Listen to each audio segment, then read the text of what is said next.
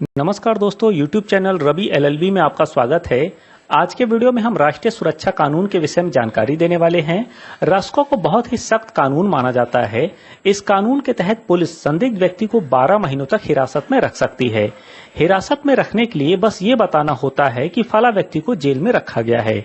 आज के वीडियो में हम NSA से जुड़ी सभी महत्वपूर्ण जानकारी देने वाले हैं, तो वीडियो को अंत तक देखिए। और यदि अभी तक आपने हमारे चैनल को सब्सक्राइब नहीं किया है तो चैनल को सब्सक्राइब कर लीजिए और बेल नोटिफिकेशन को प्रेस कर लीजिए ताकि आने वाले नए वीडियो मिले आपको सबसे पहले। तो आइए शुरू करते हैं। राष्ट्रीय सुरक्षा कानून क्या है? नेशनल सिक्योरिटी एक्ट NSA यानी राष्ट्रीय सुरक्षा कानून, जिसे हम रासुका भी कहते हैं, ये एक निवारक निरोध कानून है जिसके तहत किसी संभावित खतरे के चलते किसी व्यक्ति को बिना जमानत के हिरासत में लिया जा सकता है। यदि प्रशासन को लगता है कि किसी व्यक्ति की वजह से देश की सुरक्षा और सद्भाव को खतरा उत्पन्न हो सकता है, तो ऐसा होने से पहले ही उस व्यक्ति को रासुका के तहत गिरफ्तार किया जाता है। रासुका कानून और संवैधानिक प्रावधान। भारतीय संविधान का अनुच्छेद 22(3)(b) में राज्य की सुरक्षा और सार्वजनिक व्यवस्था की स्थापना हेतु व्यक्तिगत स्वतंत्रता पर निवारक निरोध और युक्त प्रतिबंध की अनुमति प्रदान करता है। इसके अलावा अनुच्छेद 22(4) में कहा गया है कि निवारक निरोध के तहत हिरासत में लिए जाने का प्रावधान करने वाले किसी भी कानून के तहत किसी भी व्यक्ति को 3 महीने से अधिक समय तक हिरासत में रखने का अधिकार नहीं होगा। इस कानून को 1980 में देश की सुरक्षा के लिए सरकार को अधिक अधिकार देने के उद्देश्य से बनाया गया था। इस कानून का इस्तेमाल पुलिस कमिश्नर, DM या राज्य सरकार कर सकती है। अगर सरकार को लगे कि कोई व्यक्ति बिना किसी मतलब के देश में रह रहा है तो इस कानून के तहत उसको गिरफ्तार किया जा सकता है। कुल मिलाकर ये कानून किसी भी संदिग्ध व्यक्ति को हिरासत में लेने या गिरफ्तार करने का अधिकार प्रदान करता है। रासुका कानून का इतिहास। रासुका कानून यानी राष्ट्रीय सुरक्षा कानून ब्रिटिश शासन के समय बनाया गया था। 1881 में बंगाल रेगुलेशन 3 नाम का एक कानून बनाया गया। इसमें घटना होने से पहले ही गिरफ्तारी की व्यवस्था की गई थी। फिर 1919 में रॉलेट एक्ट लाया गया। इसमें ट्रायल की व्यवस्था नहीं थी, यानी जिस व्यक्ति को हिरासत में लिया गया है उस व्यक्ति के लिए अदालत के भी दरवाजे बंद हो जाते थे। आपको बता दें कि इसी कानून के विरोध के चलते जलियांवाला बाग हत्याकांड हुआ था। आजादी के बाद देश के पहले प्रधानमंत्री पंडित जवाहरलाल नेहरू की सरकार ने 1950 में प्रिवेंटिव डिटेंशन एक्ट बनाया। यह कानून 31 दिसंबर 1969 को इसकी अवधि समाप्त हो गई।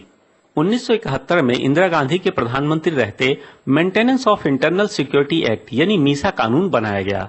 1975 में इमरजेंसी के दौरान राजनीतिक विरोधियों के खिलाफ इसका खूब इस्तेमाल किया गया। वर्ष 1977 में जब जनता पार्टी की सरकार बनी तब इस कानून को रद्द कर दिया गया। वर्ष 1980 में फिर एक बार इंदिरा गांधी प्रधानमंत्री बनी और 27 दिसंबर 1980 को देश की आंतरिक सुरक्षा के लिए राष्ट्रीय सुरक्षा कानून बनाया गया, जो अभी तक प्रभावी है। रासुका कानून में सजा का प्रावधान। राष्ट्रीय सुरक्षा कानून 1980 की धारा 13 के तहत गिरफ्तार किए गए आरोपी को बिना जमानत के अधिकतम 12 महीने के कारावास का प्रावधान है। रासुका के तहत हिरासत में लिए गए व्यक्ति को एक बार में 3 महीने के लिए गिरफ्तार किया जाता है। आवश्यकता अनुसार इसे 3-3 महीने के लिए गिरफ्तारी की अवधि को बढ़ाया जा सकता है। इस कानून के तहत हिरासत में लिए गए व्यक्ति को 12 महीने तक जेल में रखा जा सकता है। हिरासत में रखने के लिए संदिग्ध व्यक्ति पर आरोप तय करने की भी जरूरत नहीं होती है।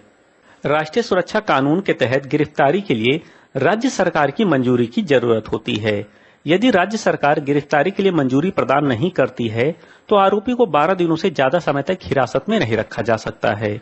अगर रिपोर्ट को राज्य सरकार मंजूरी दे देती है तो इसे 7 दिनों के भीतर केंद्र सरकार को भेजना होता है। इसमें बताना होता है कि गिरफ्तारी का आधार क्या है और गिरफ्तारी क्यों जरूरी है। राज्य सरकार का इस पर क्या विचार है। रासुका कानून में सलाहकार बोर्ड का महत्व। राष्ट्रीय सुरक्षा अधिनियम की धारा 9 के अनुसार केंद्र व राज्य सरकार सलाहकार बोर्ड का गठन करती है। सलाहकार बोर्ड में उच्च न्यायालय के न्यायाधीश या फिर न्यायाधीश होने की पात्रता रखने वाले व्यक्ति को सदस्य के रूप में नियुक्त किया जाता है। अलग अलग राज्यों के लिए अलग अलग सलाहकार बोर्ड होते हैं। कोई राज्य एक से अधिक सलाहकार बोर्ड का भी गठन कर सकता है। सलाहकार बोर्ड की भूमिका बहुत महत्वपूर्ण होती है। राज्य सरकार सलाहकार बोर्ड को हिरासत में लिए गए व्यक्ति की रिपोर्ट प्रेषित करती है। सलाहकार बोर्ड के समक्ष ऐसी रिपोर्ट 3 सप्ताह के भीतर पेश करनी होती है। सलाहकार बोर्ड ऐसी रिपोर्ट की जांच करता है तथा उस पर अपना निर्णय देता है। अधिनियम की धारा 12 के अनुसार हिरासत में लिए गए व्यक्ति पर सलाहकार बोर्ड अपना निर्णय देते हुए एक निश्चित अवधि के लिए उस व्यक्ति को निरुद्ध किए जाने का आदेश देता है। या फिर अधिनियम की धारा 12(2) के अनुसार यदि हिरासत में लिए गए व्यक्ति के संदर्भ में सलाहकार बोर्ड ये पाता है कि गिरफ्तार किए गए व्यक्ति को गिरफ्तार किया जाना उचित नहीं है, तो वह ऐसे व्यक्ति को मुक्त करने का आदेश देता है। सलाहकार बोर्ड के समक्ष किसी निरुद्ध व्यक्ति की ओर से अधिवक्ता द्वारा पैरवी किए जाने का प्रावधान नहीं है। यदि किसी व्यक्ति के विरुद्ध सरकार धारा 3 के अंतर्गत कोई आदेश जारी करती है, तो वह व्यक्ति जिसके विरुद्ध आदेश जारी किया गया है वे सलाहकार बोर्ड के निर्णय को उच्च न्यायालय में चुनौती दे सकता है। रिट याचिका के माध्यम से धारा 3 के अंतर्गत जारी किए गए आदेश को चुनौती दी जा सकती है या फिर दंड प्रक्रिया संहिता की धारा 482 के अंतर्गत उच्च न्यायालय में चुनौती दी जा सकती है। उम्मीद करते हैं आपको हमारा वीडियो पसंद आया होगा। यदि वीडियो पसंद आया तो लाइक करें, शेयर करें और कमेंट करें। और यदि अभी तक आपने हमारे चैनल को सब्सक्राइब नहीं किया है तो चैनल को सब्सक्राइब कर लीजिए और बेल नोटिफिकेशन को प्रेस कर लीजिए ताकि आने वाले नए वीडियो मिले सबसे पहले। तो मिलते हैं एक नए वीडियो में, तब तक के लिए नमस्कार।